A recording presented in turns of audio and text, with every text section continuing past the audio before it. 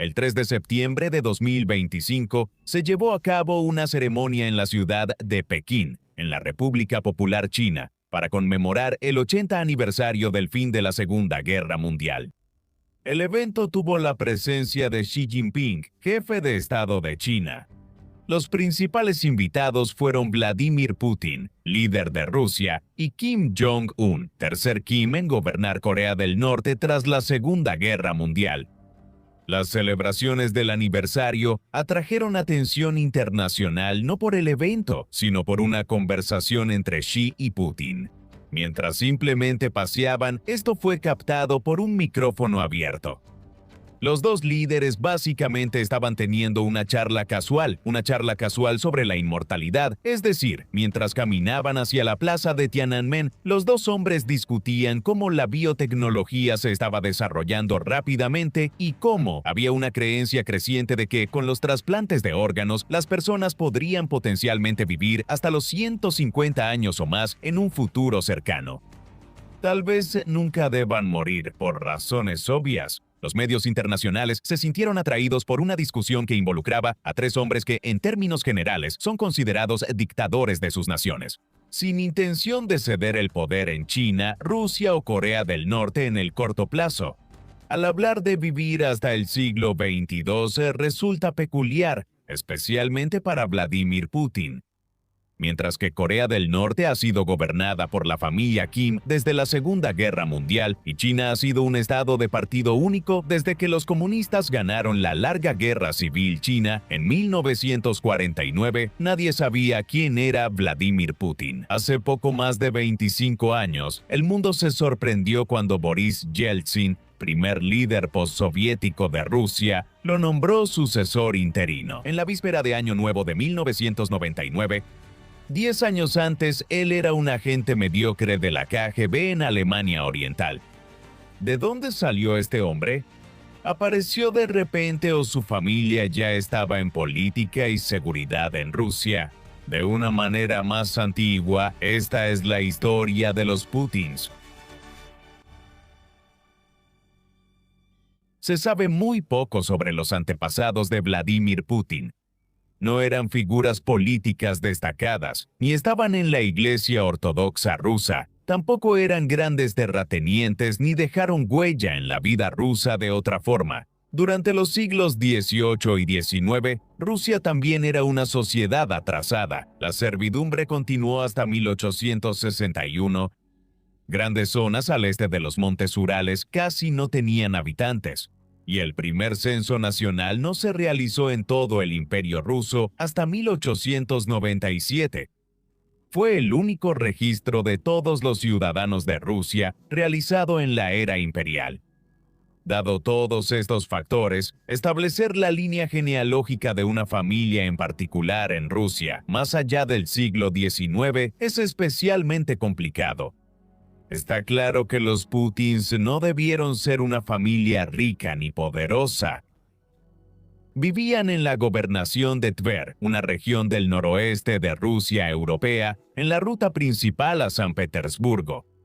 Los estudios han identificado posibles antepasados desde 1628, cuando Yakov Nikitin, un ancestro plausible, fue registrado en un libro de escribanos de la región alrededor del pueblo de Borodino, al oeste de Moscú. Curiosamente, esas tierras pertenecían a Iván Romanov, tío del zar Miguel I, primer gobernante de la dinastía Romanov, que gobernó Rusia hasta 1917. El primer miembro de la familia del que tenemos información detallada es Spiridón Ivanovich Putin.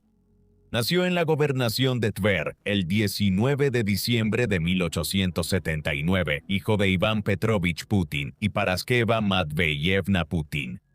Por lo tanto, creció en una época de grandes dificultades para el pueblo ruso y de enormes cambios en el imperio. No solo la abolición de la servidumbre transformó la sociedad y economía rusa desde 1861, sino que el zar Alejandro II también había introducido reformas de gran alcance que liberalizaron Rusia de otras maneras y comenzaron la industrialización del país. Estos procesos, a su vez, llevaron a que el país se convirtiera en un semillero de pensamiento político radical, con un número creciente de anarquistas, nihilistas y comunistas. Con el tiempo, estos movimientos influirían en la política rusa moderna y en la vida de los Putin. A los 12 años, Spiridon vivió la terrible hambruna rusa de 1891 a 1892. Spiridon fue enviado a trabajar con un primo en una posada local. El momento coincide también con la hambruna, que parece probable que sus padres lo enviaron allí para tener una boca menos que alimentar en su propio hogar. Moverse podía significar sobrevivir en esas condiciones. A mediados de la década de 1890, Spiridon se mudó a San Petersburgo, la moderna capital europea que el zar Pedro el Grande construyó junto al mar Báltico a inicios del siglo XVIII. Comenzó como aprendiz de cocinero en la ciudad en las décadas de 1900 y 1910. Presenció hechos notables como la reacción a la derrota de Rusia ante Japón en la Guerra Ruso-Japonesa 1904-1905, la Revolución Rusa de 1905 y el intento de crear la Duma por el descontento con el gobierno autocrático del zar Nicolás II. Y finalmente, el inicio de la Primera Guerra Mundial en 1914. Durante ese tiempo, él siguió como cocinero. Cuenta la leyenda que él sirvió a Grigori Rasputin, el místico y sanador que se había ganado el favor de la familia imperial después de que Rasputin los visitara. El Hotel Astoria en San Petersburgo abrió en 1912. Este relato sobre la juventud de Spiridon Putin anticipó eventos futuros. En 1917, 12 revoluciones sacudieron Rusia. La primera fue una revolución conservadora en la primavera, diseñada para quitar del poder a la dinastía Romanov, debido al papel desastroso que Nicolás II había desempeñado como líder de Rusia durante la guerra. La segunda en octubre o noviembre de 1917, según el calendario usado. En San Petersburgo y Moscú asumió un gobierno más radical, los comunistas bolcheviques. Spiridon Putin dejó San Petersburgo, rebautizada como Leningrado por los revolucionarios en honor a Vladimir Lenin, tras la Revolución de Octubre, y volvió a su natal Tver. Luego siguieron años de guerra civil y eventualmente Spiridon regresó a Leningrado, donde se convirtió en chef personal de Lenin después de su muerte en 1924.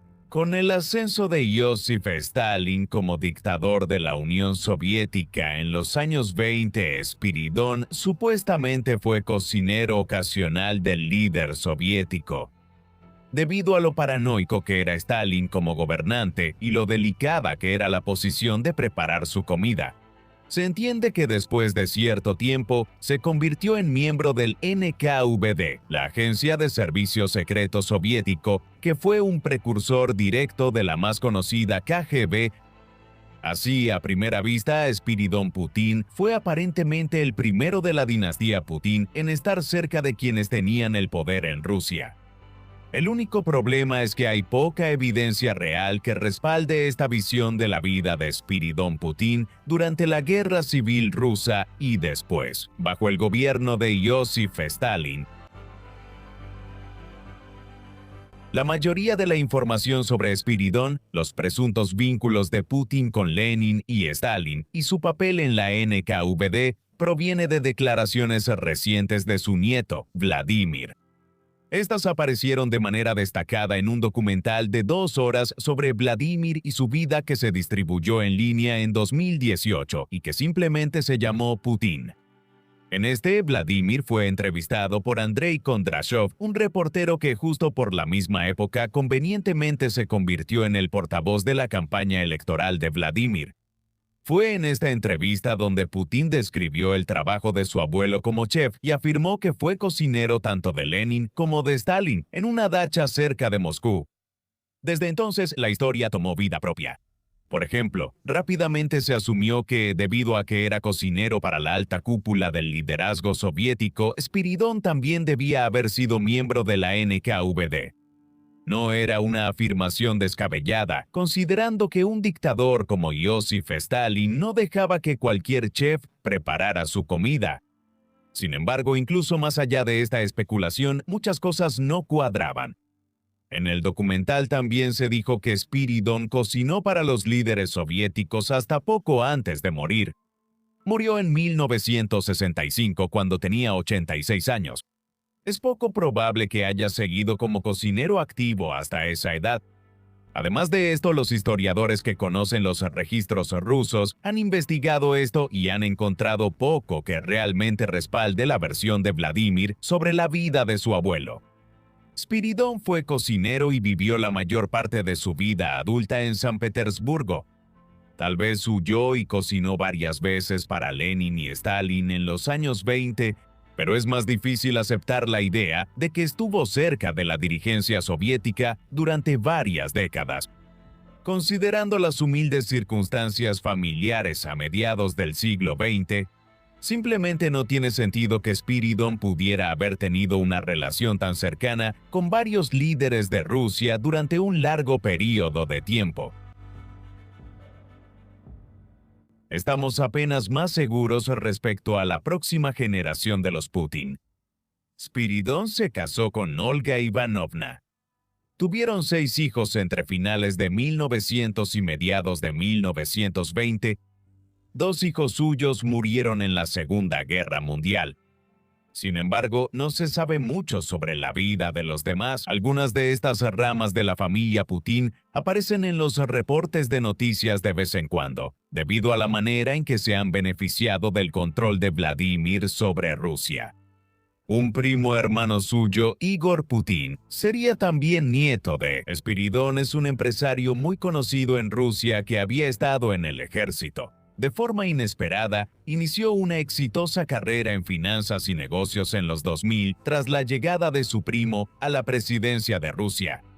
Al rastrear la historia de la rama familiar de Vladimir, la figura clave entre la numerosa prole de Spiridon y Olga es Vladimir Spiridonovich Putin, o Vladimir Padre. Nació en 1911 y se casó con María Ivanovna Shielomova en 1928, cuando ambos tenían apenas 17 años de edad. Después de conocerse en Pominova, cerca de Moscú, regresaron a Leningrado y Vladimir comenzó el servicio militar en la Marina. Su primer hijo, Alberto, falleció en la infancia. Víctor, su segundo hijo, nació antes de la Segunda Guerra Mundial. Como veremos, él no sobrevivió a la guerra. El más famoso de sus hijos, de hecho, el más famoso de todos los Putins, Vladimir Jr., no nacería sino hasta después de la guerra. Los Putins vivían sus vidas en medio de constantes cambios en Rusia. Primero fueron las reformas del siglo XIX y la modernización del país. Luego los disturbios en las últimas décadas del sistema zarista, la Primera Guerra Mundial, la Revolución Rusa y la Guerra Civil Rusa. Como si eso no fuera suficiente, la vida en Rusia estaba marcada por frecuentes y terribles hambrunas, como la que azotó al país en 1891 y 1892. Sin embargo, esto quedó empequeñecido por la hambruna de 1921 a 1922, que cobró la vida de aproximadamente 5 millones de personas. Una década después, otra crisis de recursos causó el Holodomor, una hambruna en Ucrania y el suroeste de Rusia. Esto fue causado principalmente por los intentos del régimen soviético de industrializar rápidamente el país con granjas colectivas y distribución de alimentos estatal. Tras eso, Rusia cayó en las purgas estalinistas y juicios espectáculo. Cuando inició la Segunda Guerra Mundial en 1939, fue solo otro evento en su serie de luchas interminables. En cualquier caso, al principio las cosas fueron bastante bien para la Unión Soviética. Los nazis y los soviéticos acordaron repartirse Polonia entre ellos y Rusia. Reconquistaron tierras en el mar Báltico y Besarabia, perdidas durante la Guerra Civil. Pero todo cambió en el verano de 1941, cuando los nazis invadieron. Los bolcheviques comunistas de la Unión Soviética, decididos a vencer a sus enemigos ideológicos, casi hicieron que la familia Putin no sobreviviera a la guerra. Vladimir Spiridonovich Putin ya era un hombre militar incluso antes de que comenzara la guerra, habiendo servido en la Marina como submarinista. La invasión alemana en 1941 fue terrestre y muchos marineros se reasignaron a tierra. Vladimir padre estaba allí. Para el otoño de 1941, él estaba sirviendo en el frente de Leningrado, el área en Estonia hacia el este en Rusia, que protegía el avance del grupo de ejércitos de Alemania. Al norte de Leningrado, sobrevivió a una incursión en noviembre de 1941, cuando le ordenaron ir tras las líneas enemigas con su unidad para capturar a un alemán y obtener información sobre el avance nazi a 30 kilómetros de las afueras de la ciudad. La mayoría de los que fueron enviados con Vladimir Senior no sobrevivieron. Regresó con vida tras ser herido, colapsar y sufrir graves congelaciones hasta que sus compañeros del Ejército Rojo lo rescataron. Pasó meses en el hospital recuperándose, una suerte que significó que no lo reasignaron al sur para la batalla de la península de Kerch o la batalla de Stalingrado. Sentencias de muerte virtuales, donde millones de hombres rusos perdieron la vida. Tendría cojera de por vida, aunque otros no tuvieron tanta suerte. La madre de María murió en octubre de 1941 por la explosión de un proyectil al oeste de Moscú, y Vladimir y María perdieron a su segundo hijo. Víctor murió de difteria en junio de 1942, cuando la enfermedad se propagaba por la Rusia devastada por la guerra. Por sus heridas, a Vladimir le asignaron tareas administrativas en los últimos años de la guerra. Cuando se levantó el sitio de Leningrado en enero de 1944, casi 2 años y medio después de su inicio, Vladimir y María recibieron un departamento en el 5º piso de un edificio en la calle Baskov. El departamento carecía de agua caliente y lavandería, solo tenía un quemador de gas, un fregadero y un baño comunal en un closet junto a la escalera. Vivirían aquí durante los próximos 20 años. Fue mientras vivían en su departamento en la calle Baskov, con la ciudad ya reconstruida en gran parte tras las ruinas de la guerra. Ocurrió un pequeño milagro, al menos según los padres de los Putin. El 7 de octubre de 1952, María dio a luz a otro hijo y lo llamaron Vladimir, como su padre. Pensaron que su vida familiar sería solo ellos y el recuerdo de sus 2 hijos perdidos. Pero ahora, María había quedado embarazada y tuvo un tercer hijo a principios de sus 40 años. Años después, Vera Putina afirmó desde 1999 ser la verdadera madre de Vladimir Jr., quien habría nacido en 1950 y fue dado en adopción. Luego, Vladimir Senior y María lo adoptaron en Leningrado. Estas afirmaciones nunca se han comprobado, sin embargo, sí señalan lo sombrío que es el trasfondo de la familia Putin. Vladimir Jr. es el miembro más conocido de la familia Putin actualmente. Él creció en la pobreza. Incluso años después de que la guerra había terminado, las ratas eran una presencia constante en los bloques de apartamentos en la calle Baskov. Él evitaba el pequeño y estrecho departamento y se volvió parte de una pandilla callejera que rondaba los patios de los diferentes edificios de apartamentos en el vecindario. Asistió a una escuela primaria en la ciudad y luego a la secundaria antes de ir a estudiar a un instituto tecnológico. Ahí estudió química y magnetismo, obteniendo un diploma en 1970. Esto no era un título universitario, sino una especialización de 1 año al final de la preparatoria. Después de eso, Vladimir se dirigió a la Universidad Estatal de Leningrado. Los padres de Vladimir vivirían hasta finales del siglo XX. Murieron con 1 año de diferencia, en 1998 y 1999. Se conoce el panorama general de la vida de Vladimir en las décadas de 1970 y 1980.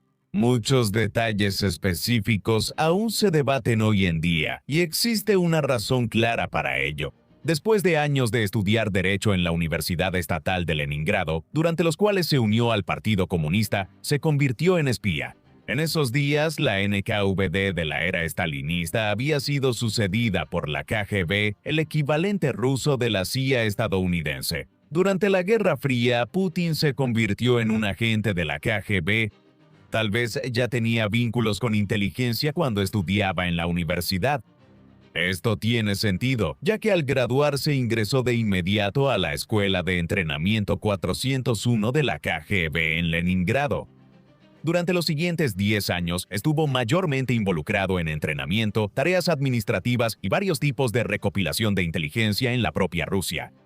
Se dice que lo enviaron a trabajar encubierto en Oceanía y Asia. Es muy probable que sean falsas las afirmaciones sobre sus viajes entre Singapur, Australia, Nueva Zelanda y Fiji a fines de los 70 y principios de los 80. En realidad, Putin tenía la tarea de recopilar informes de inteligencia sobre estos países desde su escritorio en Rusia. Finalmente le dieron un puesto importante en el extranjero al ser enviado a Alemania Oriental en 1985, la primera línea de la Guerra Fría en Europa. En la República Democrática Alemana estuvo destinado en la ciudad de Dresde. Aquí tuvo contacto con la infame Stasi y los servicios secretos de Alemania Oriental. También fue en Alemania Oriental donde formó una familia. En 1983, de regreso en Rusia, se casó con Lyudmila Alexandrovna Ocherednaya. Durante su estancia en Alemania, tuvieron 2 hijas, María, abril 1985, y Caterina, agosto 1986. El tiempo de Putin en Alemania con la KGB y toda la trayectoria de su vida fue cambiado por los acontecimientos en Europa del Este y dentro de la Unión Soviética. A partir de 1985, ese fue el año en que Mikhail Gorbachov llegó al poder como líder de la URSS.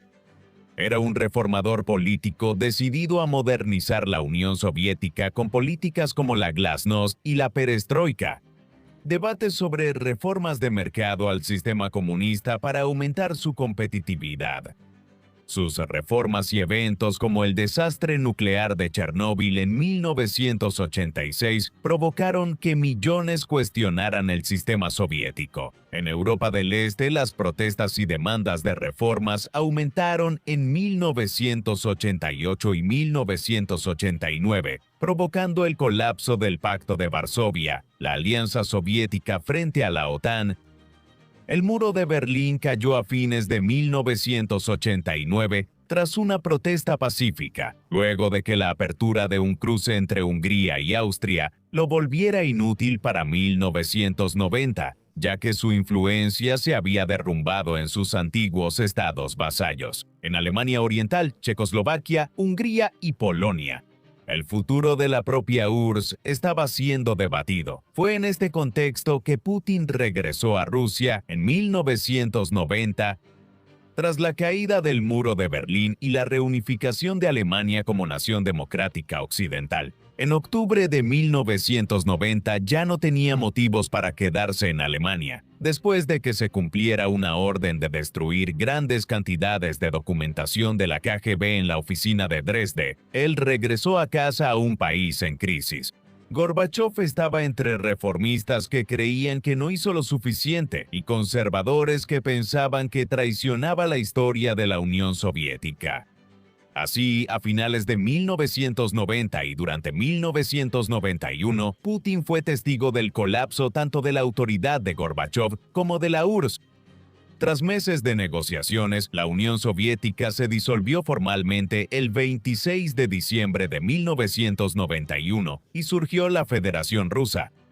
Gorbachov renunció el día anterior y fue reemplazado por Boris Yeltsin, un político de Moscú en ascenso, mientras Gorbachov perdía influencia. A principios de la década de 1990,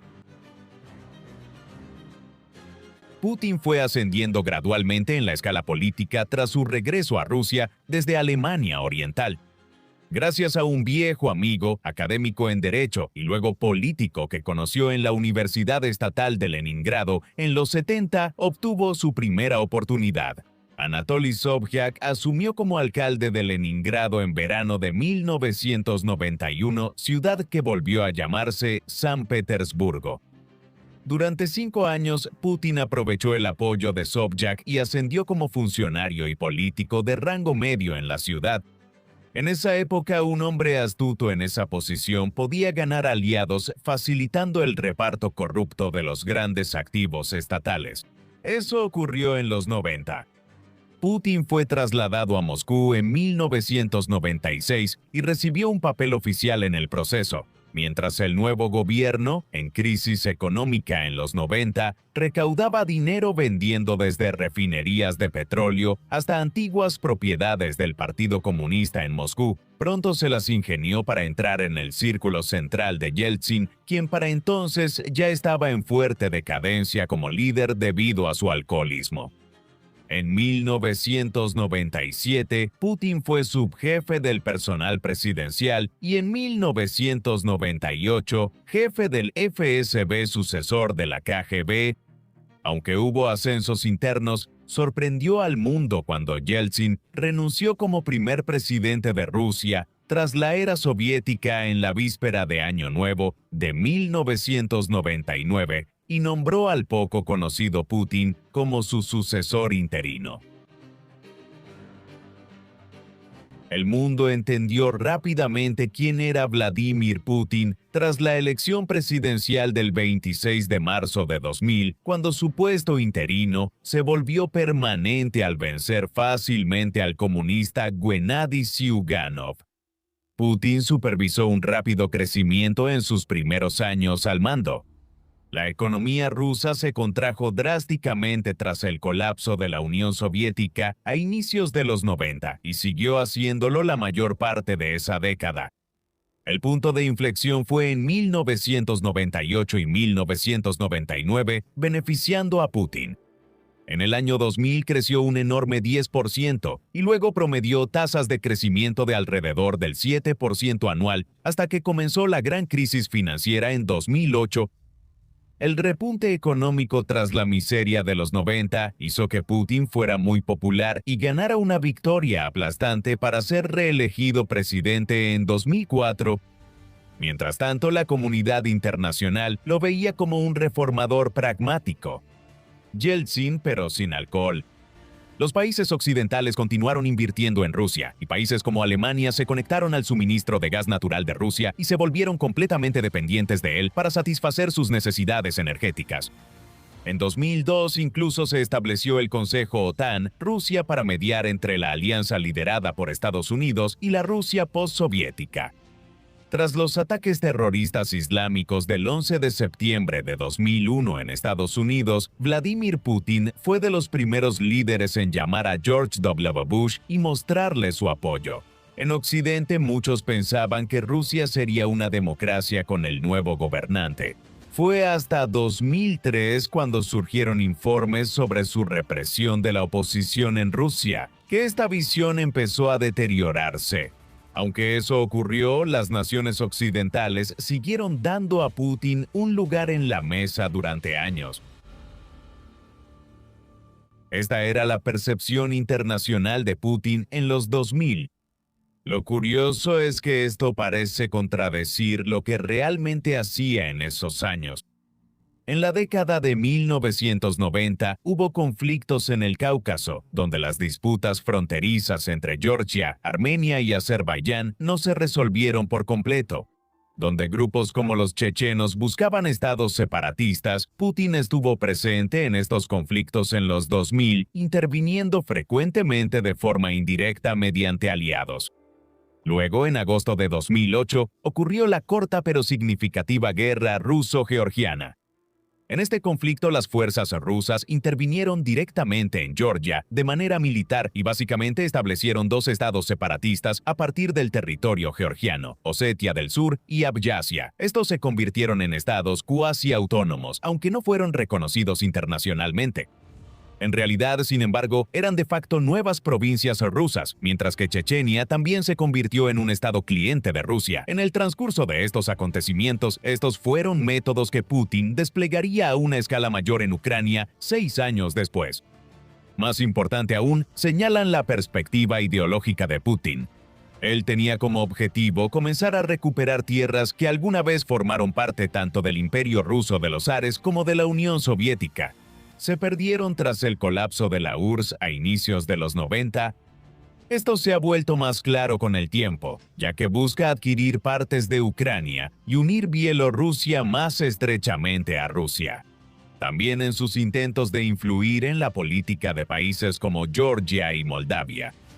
Comentaristas internacionales dicen que él idolatra a zares rusos como Pedro el Grande, no a líderes soviéticos como Joseph Stalin. El punto central es que él quiere reconstruir a Rusia como potencia imperial. En retrospectiva, parece extraño que la comunidad internacional no haya visto esto antes. Todas las señales ya estaban ahí en los años 2000. Los verdaderos objetivos de Putin se volverían más claros con el tiempo. Sin embargo, antes de que pudiera intentar manifestarlos, necesitaba solidificar su posición en casa, en Rusia. La política rusa postsoviética creó un sistema democrático bastante fuerte tras la Guerra Fría. Este país tiene una historia y cultura de fuerte autocracia. Y aún así, para la década de 2000 existía un sistema democrático lo suficientemente estable como para que Putin sintiera que debía acatar la Constitución. Durante años tras asumir el liderazgo del país, esto implicó un límite de mandatos. La nueva constitución rusa limitaba a 2 mandatos consecutivos el cargo de presidente. Así que cuando el segundo mandato de Putin se acercaba a su fin, se preparó para hacerse a un lado. En 2008, su sucesor fue Dmitry Medvedev, antiguo aliado de Putin, quien también ascendió en el sistema político en los 90 en San Petersburgo y Moscú. El mandato de Medvedev como presidente entre 2008 y 2012 se ve solo como una formalidad constitucional. Eso se hizo para que pareciera que Putin estaba cumpliendo con la Constitución. Al finalizar el mandato de Medvedev, cedió el puesto y permitió el regreso de su predecesor para un tercer y cuarto mandato. Luego, cuando se enfrentó al mismo problema de un tercer mandato consecutivo, en 2020 se introdujo una nueva cláusula de reinicio en la Constitución que básicamente eliminó los límites de mandato que lo habían impedido en 2008. Así, Putin se volvió el dictador de facto en Rusia. Cabe mencionar que intentó mantener la apariencia de normas democráticas en 2008 al permitir que Medvedev sirviera un periodo como presidente. El hombre que ha dominado la política rusa desde que se le transfirió el poder en la víspera de Año Nuevo es una persona reservada. Putin es adicto al trabajo y pasa mucho tiempo en su escritorio o en reuniones. En el Kremlin es anticuado. En su trabajo aún usa pluma y papel y luego da sus ideas a su personal para que las escriban a máquina. Prefiere teléfonos fijos en la oficina, no celulares. Una conducta inusual al iniciar el segundo cuarto del siglo XXI, Putin utiliza el humor deliberadamente, a menudo en público, para reprender a ministros cuyo trabajo no les satisface. Se le retrata como una persona con muchos pasatiempos. Por ejemplo, es bien sabido que es un practicante experimentado de judo y ha competido en artes marciales. Practica natación, patinaje sobre hielo y deportes de resistencia y pista al aire libre. Esta actividad busca cultivar cuidadosamente la imagen de Vladimir Putin como líder fuerte, en contraste con los burócratas de escritorio, que él cree que provocaron la destrucción de la Unión Soviética y el colapso del Imperio Ruso. Tiene varios perros y se presenta como un hombre ruso común. En muchos sentidos, su conducta personal y pública está cuidadosamente orquestada. Por ejemplo, Putin habla tanto alemán como inglés, pero casi siempre utiliza un intérprete en eventos públicos con diplomáticos y políticos del mundo angloparlante. La idea es clara, él no tiene por qué hablar inglés como si Occidente siempre fuera lo principal. Más allá de esta imagen pública cuidadosamente construida, no se puede negar que Putin es una figura calculadora y a menudo brutal. Hoy en día hay muy pocos líderes mundiales, por ejemplo, que eliminen regularmente a sus enemigos usando venenos oscuros, como el gas nervioso Novichok utilizado en los envenenamientos de Salisbury en 2018. Pero eso es exactamente por lo que se conoce a Putin, quien a menudo hace esto con personas en el exilio. También silencia la disidencia dentro de Rusia. Lo más infame, aún no está claro qué le ocurrió al activista anti-Putin Alexei Navalny, quien murió en una prisión del Ártico el 16 de febrero de 2024. Actualmente, Putin suele mencionarse por la guerra contra Ucrania. Las causas son profundas y se originan al final de la Guerra Fría. Ucrania se independizó tras la fragmentación de la URSS en 15 países. Sin embargo, al inicio mantuvo una fuerte orientación prorrusa y vínculos estrechos con Moscú. Eso cambió en la década de 2000 cuando Ucrania se acercó a Europa y Estados Unidos. Aquí hubo una especie de tira y afloja, con muchos en Ucrania a favor de la idea de intentar unirse a la Unión Europea para transformar la economía de Ucrania. Las visiones opuestas sobre Ucrania en el siglo XXI estallaron en noviembre de 2013 con las protestas de Euromaidán en Kiev, después de que el presidente prorruso Víktor Yanukovych declarara que no firmaría el acuerdo de asociación entre la Unión Europea y Ucrania y que en su lugar desarrollaría lazos más estrechos con Rusia. Las consecuencias fueron rápidas. Las protestas se intensificaron. Yanukovych fue obligado a abandonar el cargo y exiliarse en Rusia, y Putin decidió anexar la península de Crimea e invadir el este de Ucrania. Surgió un conflicto regional en Donbass por el control de Donetsk y Lugansk. Pese a la mediación y los acuerdos de Minsk, el conflicto siguió año tras año. De hecho, con el tiempo, los problemas se volvieron más intratables, ya que la determinación de Ucrania de intentar unirse a la alianza de la OTAN liderada por Estados Unidos hizo que Putin estuviera aún más decidido a alterar el panorama político en el país.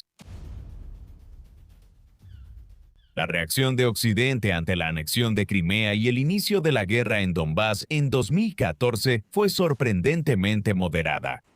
Sin embargo, existió. Por ejemplo, Rusia fue expulsada del G8, el grupo de las 8 principales economías. Sin embargo, estuvo lejos de ser una respuesta firme ante la invasión y anexión territorial de un Estado-nación europeo a su vecino. La mayor reacción ocurrió en febrero de 2022, cuando Putin expandió la guerra como respuesta a los intentos de sumar a Ucrania a la OTAN. Antes, la guerra solo ocurría en Donbass y la luchaban fuerzas regionales aliadas. El 24 de febrero inició la invasión rusa a Ucrania, con una gran parte del ejército avanzando hacia Kiev, para intentar lograr una victoria rápida y total en la guerra. Esto fracasó después de que los rusos se toparan con un ejército ucraniano sorprendentemente efectivo y resistente. Eso no significa que los rusos no avanzaran. También extendieron la guerra en el este y desde entonces han asegurado el control total sobre la costa norte del Mar de Azov. Desde entonces se ha llevado a cabo una brutal guerra de desgaste en la que Rusia sigue adquiriendo territorio, aunque a un precio muy alto. Suelen perder miles de hombres para tomar un pueblo incendiado tras meses de combates. El mundo occidental respondió tratando a Rusia como estado paria y sancionando duramente a personas ligadas al régimen, sancionando el petróleo y gas rusos y excluyendo a Putin de reuniones internacionales. Los puntos críticos han involucrado varias regiones del mundo. Por ejemplo, Putin ha incrementado la participación de Rusia en la región del Sahel en países como Mali, Níger y Burkina Faso, donde antes la antigua potencia colonial Francia tenía una influencia desproporcionada. Aquí en Siria, ha apoyado al régimen de su aliado Bashar al-Assad en la larga guerra civil que comenzó en 2011, aunque su régimen finalmente cayó en diciembre de 2024 y al-Assad ahora está en el exilio. En Rusia, finalmente, Putin se ha acercado a países como Irán, China y Corea del Norte a medida que sus relaciones con Estados Unidos y la Unión Europea se han deteriorado. Un hecho sorprendente fue que el líder de la India, Narendra Modi, evitó condenar la expansión de la guerra contra Ucrania. Desde 2022 se fortalecieron las relaciones simbióticas entre su nación y Rusia. Esto se relaciona con la política petrolera. La economía de India crece rápido y requiere muchos combustibles fósiles baratos para su expansión en un país con una sexta parte de la población mundial. como Occidente sancionó fuertemente el petróleo ruso. Cuando los precios mundiales de la energía bajaron en 2023 y 2024, Rusia empezó a vender mucho petróleo barato a la India. Todo esto sucedió mientras Putin era investigado por la Corte Penal Internacional en La Haya, Países Bajos.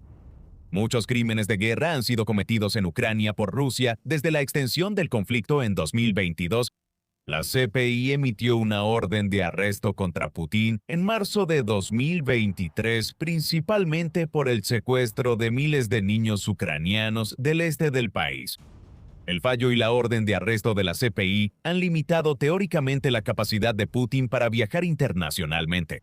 Sin embargo, la mayoría de los países no cumplen la orden. En medio de la guerra, Putin enfrentó la amenaza más grave a su posición que haya experimentado. Aunque fue una amenaza breve, vino de Yevgeny Prigozhin. Putin y Prigozhin compartían que ambos eran desconocidos al caer la Unión Soviética y supieron aprovechar el caos de los años 90. Putin pasó de espía a político y luego presidente de la Federación Rusa a finales de los 90. En ese tiempo, Prigozhin inició varios negocios y terminó dedicándose a la restauración.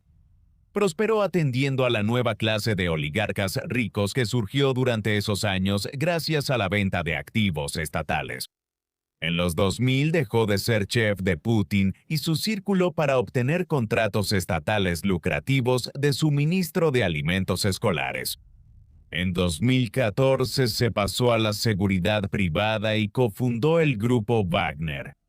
En poco tiempo se convirtió en una unidad mercenaria de élite que estuvo activa en el Medio Oriente, en la guerra civil siria y en partes de África. Cuando inició la guerra en Ucrania, Prigozhin ya era clave en el complejo militar ruso y el grupo Wagner asumió un papel protagónico como unidad de élite. Prigozhin también se volvió cada vez más crítico con la planificación central de la guerra. Esto culminó el 23 de junio de 2023, cuando lanzó una revuelta contra el gobierno, tomando el control de la ciudad de Rostov del Don y enviando divisiones de tropas a toda velocidad hacia Moscú. Durante una transmisión denunciando a Prigozhin, Putin se veía claramente preocupado por la situación y de forma extraña, Prigozhin luego se rindió. Ordenó a sus hombres detenerse en el camino a Moscú y se retiró de Rostov del Don. 2 meses después murió en un accidente de avión, probablemente orquestado por Putin.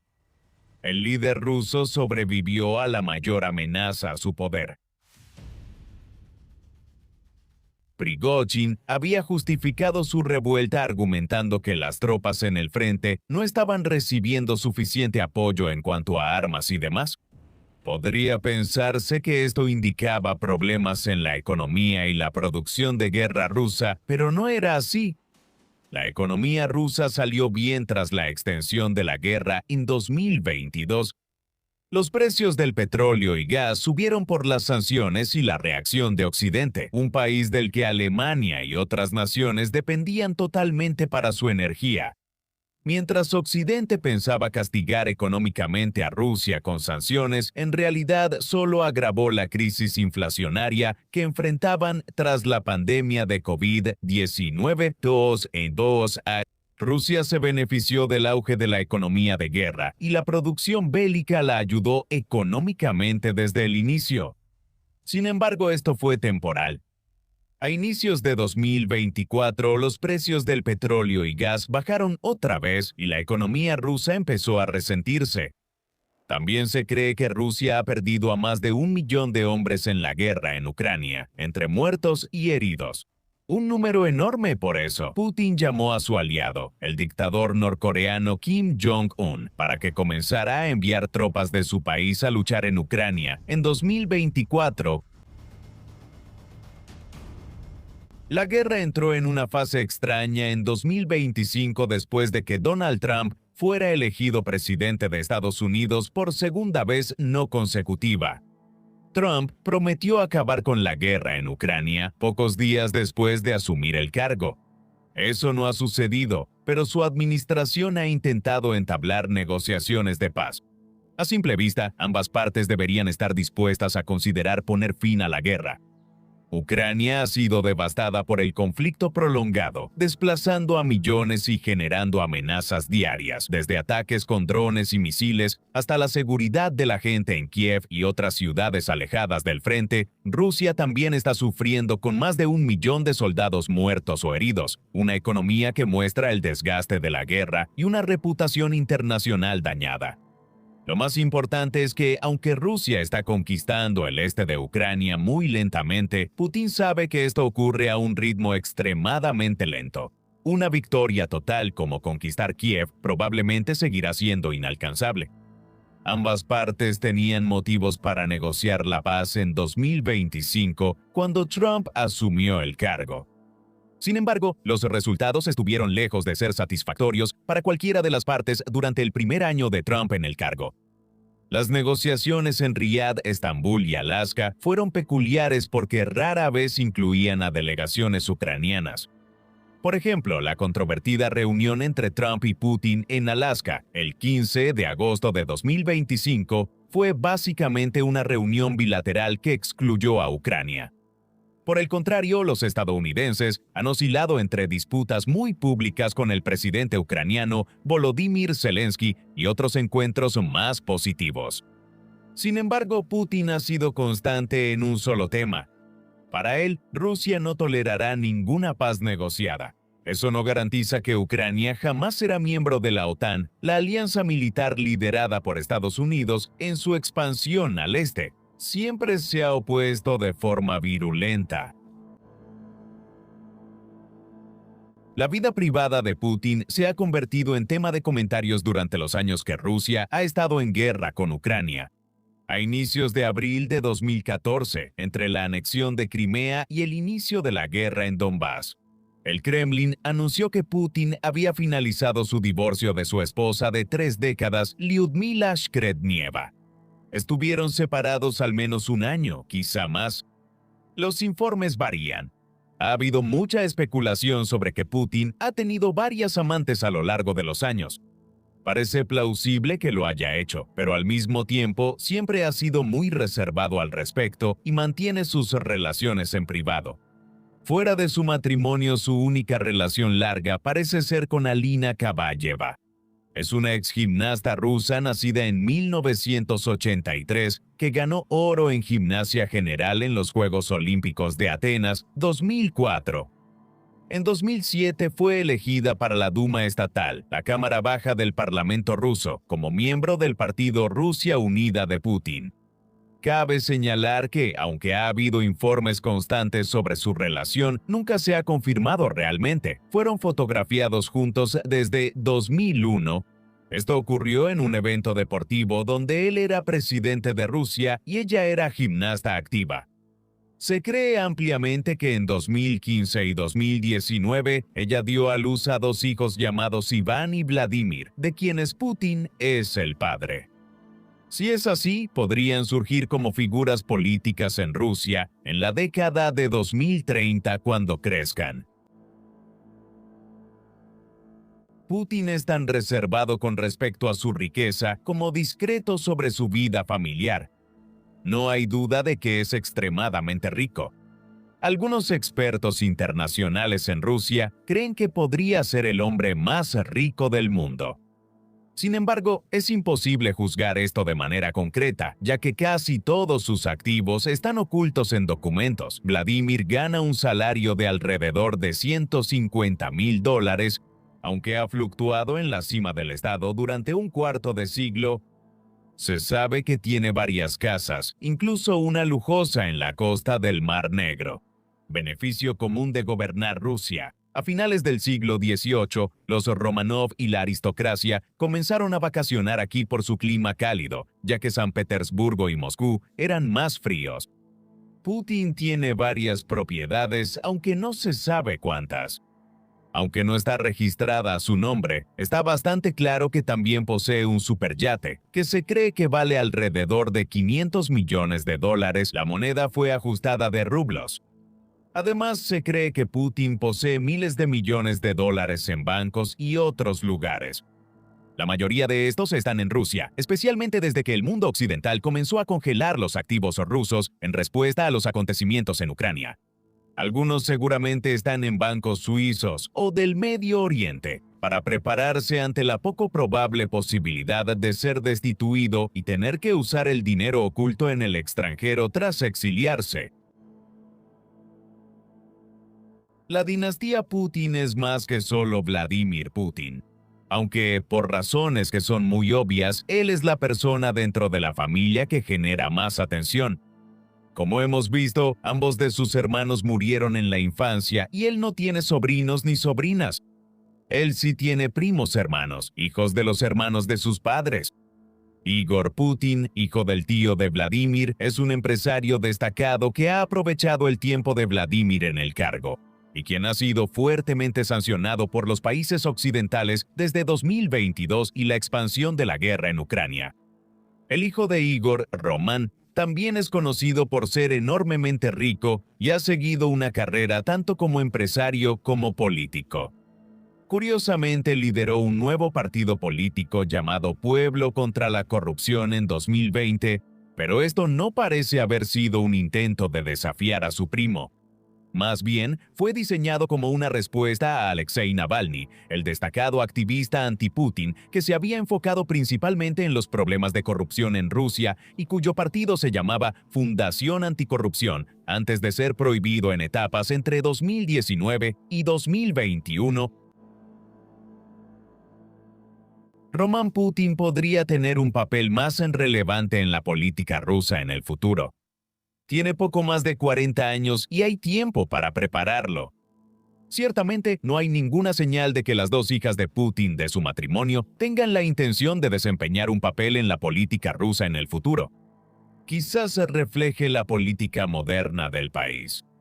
Aunque Rusia pasó por un periodo de gobierno femenino inusualmente prolongado en el siglo XVIII en el siglo XX bajo la Unión Soviética, el país básicamente no tuvo ni una sola líder política femenina destacada. En lugar de la política, María Vorontsova es endocrinóloga pediátrica y forma parte de la junta directiva de la Sociedad de Genética Médica de Moscú. Curiosamente, su padre habló con Xi Jinping sobre extender la vida de una persona más allá de los 100 años. Ella ha liderado equipos que obtuvieron mucho financiamiento para investigar longevidad, impresión de órganos y métodos anti-envejecimiento. Ella tiene 2 hijos de distintos matrimonios. Su hermana menor, Katerina, dirige Inopráctica, un proyecto multimillonario para crear un centro científico avanzado en la Universidad Estatal de Moscú. Su formación es en una extraña combinación de historia japonesa, matemáticas y física. Se cree que tiene una hija. Así, aunque ninguna de las hijas de Putin de su matrimonio participa activamente en la política, ambas tienen altos cargos académicos en Moscú que han recibido enormes cantidades de financiamiento. Ambas fueron sancionadas por países occidentales en 2022. Hay informes no confirmados de que Putin también tiene una tercera hija, una mujer llamada Elisaveta Gribonoji o Luisa Rosova, que nació en San Petersburgo en 2003, hija de una trabajadora de limpieza y que ahora vive en París. Ella sí tiene un parecido asombroso con Vladimir y ha hablado de ser su hija, aunque se opone a sus acciones. En Europa del Este, Vladimir Putin sigue siendo el centro de la familia Putin. Él está en una posición cambiante al entrar en la segunda mitad de la década de 2020. Su poder en Rusia es indiscutido. No parece haber un sucesor claro de Alexei Navalny como opositor a Putin, y ha reafirmado su control sobre el ejército después de la vergonzosa rebelión fallida de Yevgeny Prigozhin en 2023. Putin también es un hombre relativamente joven en una época de líderes octogenarios. Él cumplirá 80 años hasta 2032, por lo que Rusia podría seguir bajo su control muchos años más. Parece ser una persona saludable, pese a 20 años de noticias infundadas que afirman que padece desde cáncer hasta lepra o Parkinson. Ignorando los reportes sensacionalistas, parece que nada impedirá que Putin gobierne muchos años más. Y para entonces puede que haya otros Putines participando en la política nacional de una manera más concertada de lo que lo hacen hoy en día. La familia Putin es misteriosa. No eran una familia prominente en la sociedad ni la política rusa, ni tenían vínculos duraderos con el gobierno. En cambio, surgieron casi de la nada en el siglo XX. La visión moderna es que Spiridon Putin fue cocinero durante muchos años para los dos primeros líderes de la Unión Soviética, Vladimir Lenin y Iosif Stalin, y probablemente también trabajó en los servicios secretos. Esto indica que la familia, aunque discreta, era aliada confiable del régimen comunista tras la Revolución Rusa. Sin embargo, fuera de las declaraciones públicas de Vladimir Putin, hay pocas pruebas de que Spiridon fuera influyente. De hecho, las modestas circunstancias económicas de la familia a mediados del siglo XX, cuando Vladimir Putin nació y creció, sugerirían lo contrario. Solo eran rusos comunes viviendo en relativa pobreza. En Leningrado, por lo tanto, la historia de la familia es, en un sentido real, la historia de un solo hombre, Vladimir Putin. Nacido en 1952, creció en las calles y patios de los complejos habitacionales de Leningrado y llegó a ver unirse a los servicios secretos del Estado, la KGB, como una forma de mejorar su vida. Sus años en la KGB en los años 70 y 80 son, como se espera de cualquier agente secreto, bastante reservados, pero sabemos que operó en Alemania Oriental y que habría pasado tiempo allí, presenciando de primera mano el colapso del dominio soviético sobre Europa del Este en la segunda mitad de los años 80. Desde entonces, su ascenso fue tan peculiar como veloz. Volvió a Rusia y ascendió en la nueva política democrática. En San Petersburgo y Moscú, asume simbólicamente la presidencia interina de Rusia en la víspera de Año Nuevo de 1999. Aunque a Putin le tomó años demoler por completo el joven proceso democrático en Rusia, gradualmente durante la década de 2000 y principios de la de 2010 lo logró. Al ser reelegido presidente en 2012 para un tercer mandato, ya era prácticamente el dictador de Rusia. Ha tenido gran influencia en la historia moderna del país y ha intentado restaurar el antiguo imperio ruso con guerras en el Cáucaso y Ucrania. Se desconoce hasta qué punto seguirá influyendo en la política de Europa en el futuro, o si alguna vez entregará el poder antes de su muerte. De manera similar, no podemos estar seguros de si algún miembro de su familia extendida se presentará para desempeñar un papel en la política rusa después de su tiempo. En la actualidad parece poco probable que la dinastía de Putin continúe de alguna manera real después de su vida. Nadie puede estar totalmente seguro.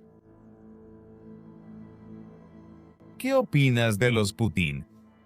¿Crees que Spiridon Putin realmente trabajó como chef para Lenin y Stalin, o Vladimir ha inventado parte de la historia de su familia? Por favor, háznoslo saber en la sección de comentarios y mientras tanto, muchas gracias por vernos.